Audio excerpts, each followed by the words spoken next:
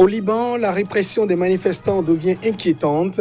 En témoignent ces chiffres, plus de 400 personnes ont été blessées ce week-end dans des affrontements avec les forces de l'ordre.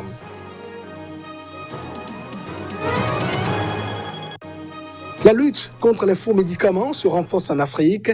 7 pays du continent se sont réunis ce samedi à Lomé autour d'un sommet. Ils se sont engagés à criminaliser la vente des faux médicaments. Et puis, c'est demain mardi que démarre aux États-Unis le procès en destitution de Donald Trump. Les avocats du président américain ont présenté leur ligne de défense. Ils parlent d'une procédure inconstitutionnelle.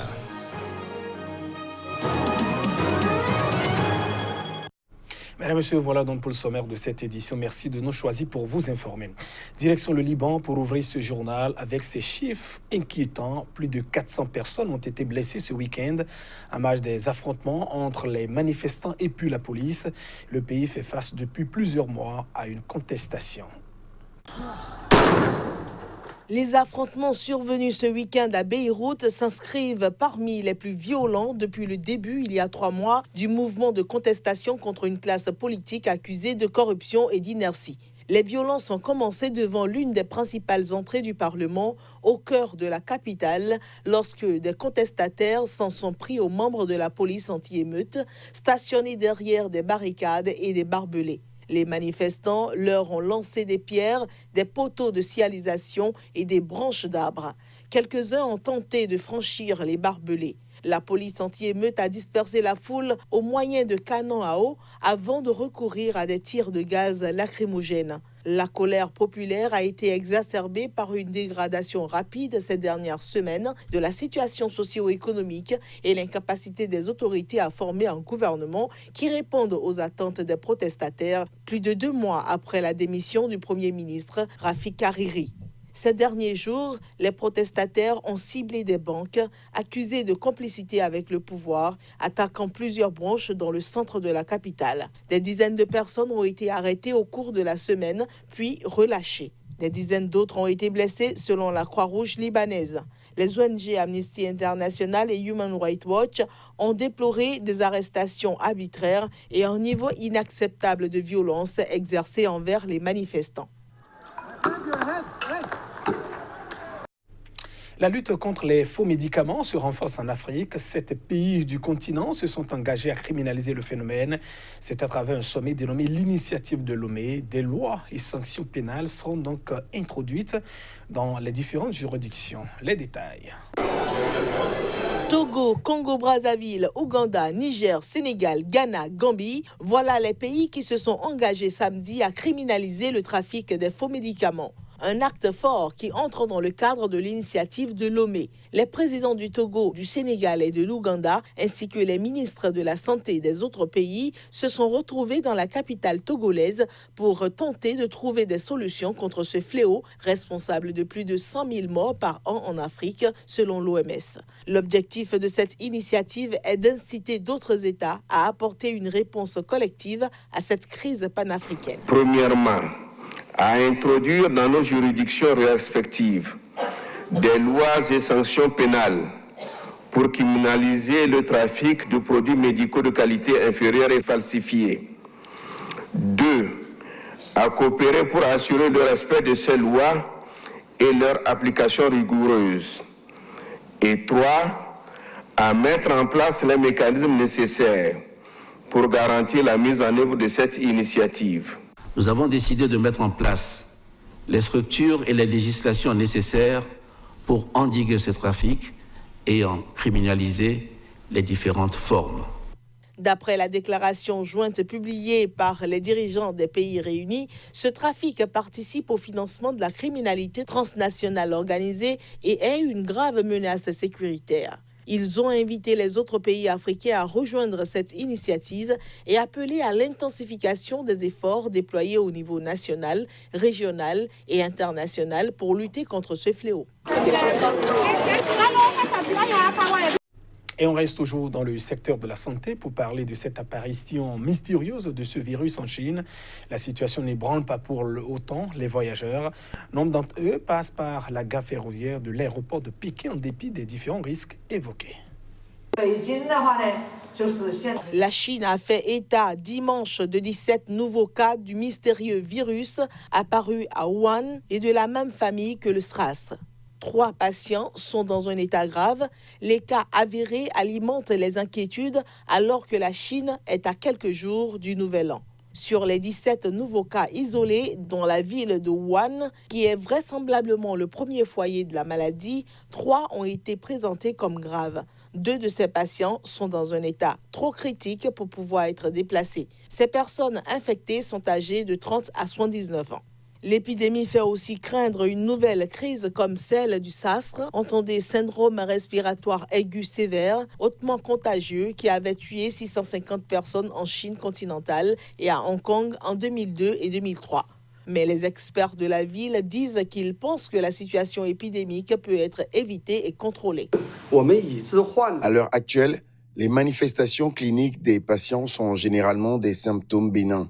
Parmi les 763 contacts étroits que nous avons suivis, 681 ont été libérés de l'observation médicale. Aucun cas apparenté n'a été trouvé chez les contacts proches.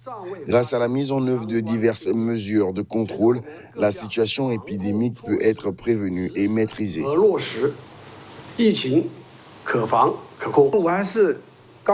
Notre ville attache une grande importance au traitement des patients et dispose de ressources et d'experts concentrés pour traiter les patients collectivement. Tous les nouveaux cas confirmés de pneumonie infectés par un coronavirus sont traités dans des hôpitaux désignés de la ville et nous effectuons un traitement standardisé en affectant une équipe médicale à une personne et donner un programme de traitement à une personne. Les autorités municipales affirment que le virus a désormais contaminé 62 personnes à Wuhan, dont 8 sont toujours dans un état grave et 19 qui ont été soignés et ont pu sortir de l'hôpital. Les autres sont toujours traités à l'isolement. Pendant ce temps, les voyages se poursuivent allègrement. Les passagers semblent ne pas faire de ce virus un problème majeur, alors qu'à l'étranger, les mesures se multiplient pour empêcher la maladie de se propager. Aux Comores à présent, ce dimanche a eu lieu le premier tour pour les élections législatives. Un scrutin boycotté par les adversaires du président Azali Assoumani. Ils sont quelques 320 000 électeurs appelés à participer à ce premier tour du scrutin pour choisir les 24 députés de l'Assemblée fédérale comorienne. La plupart des bureaux de vote de la capitale Moroni ont ouvert en début de matinée avec du retard, le temps de pouvoir disposer du matériel électoral. Quelques 320 000 électeurs sont appelés à participer à ce premier tour de scrutin pour choisir les 24 députés de l'Assemblée fédérale comorienne. L'opposition a refusé de participer à ces législatives, faute d'avoir obtenu des garanties pour qu'ils soient transparents, libres et démocratiques. La présidentielle disputée en mars 2019 a laissé un goût très amer dans la bouche des adversaires du président Azali Assoumani. Chef de l'État de 1999 à 2006, réélu en 2016, l'ex-colonel poutiste a été déclaré vainqueur par la commission électorale dès le premier tour, crédité de 59,09% des suffrages.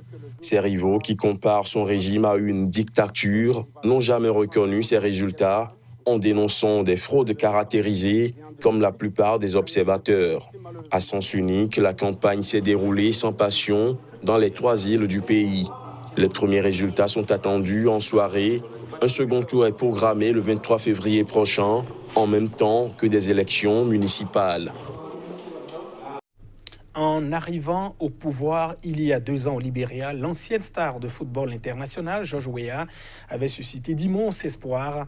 De nombreux Libériens adulaient alors l'ancien gamin des bidonvilles devenu vedette planétaire puis chef de l'État.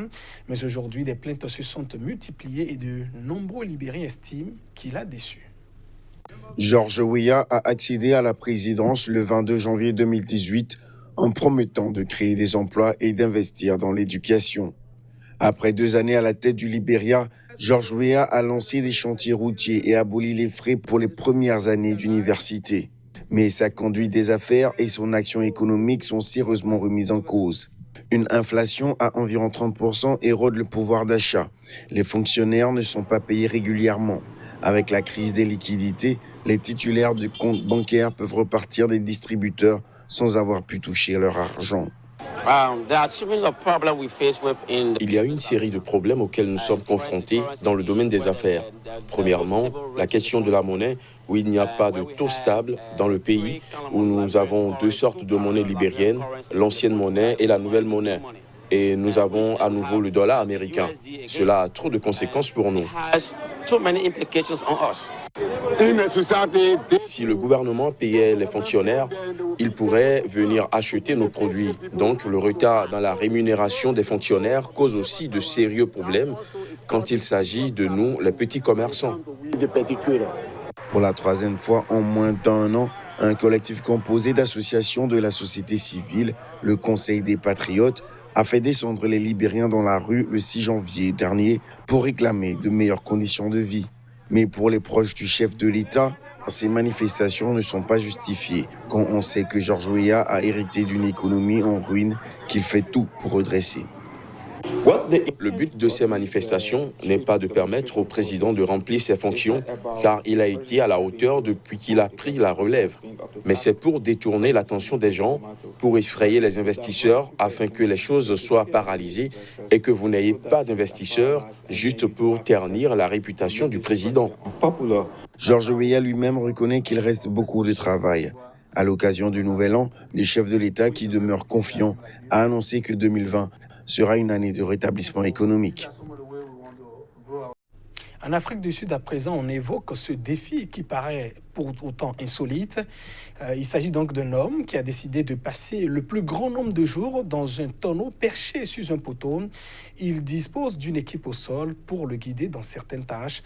La scène se passe donc dans une petite ville d'Afrique du Sud. Écoutons donc ce candidat. Dormir dans ce tonneau n'est pas facile. J'ai eu beaucoup de crampes et de maux dans le dos depuis que je suis là-haut. C'est tout petit ici et il faut se mettre en boule et dormir en position fœtale. Je peux me laver, j'ai une bassine que je peux installer ici et je prends environ 2 bains par semaine.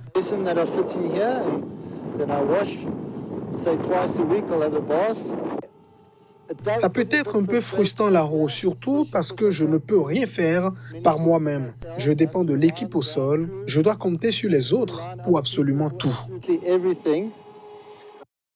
Et aux États-Unis à présent, les avocats du président américain ont dévoilé ce week-end leur ligne de défense dans le procès en destitution qui vise leurs clients. Les conseils de Donald Trump jugent la procédure inconstitutionnelle et dangereuse. Le procès s'ouvre demain mardi.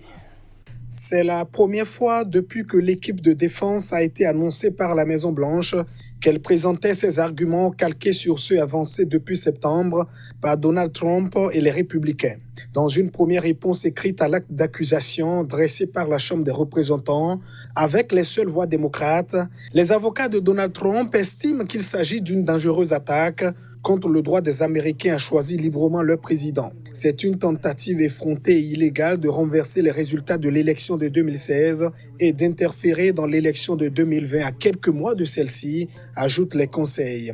Le milliardaire républicain est formellement accusé d'avoir abusé de son pouvoir en réclamant à l'Ukraine qu'elle enquête sur son adversaire politique, Joe Biden, bien placé pour l'affronter lors de la présidentielle de novembre prochain. Selon l'acte d'accusation, il a fait pression sur le président ukrainien Volodymyr Zelensky en conditionnant une invitation à la Maison-Blanche et une aide militaire cruciale à Kiev à l'annonce de ces enquêtes.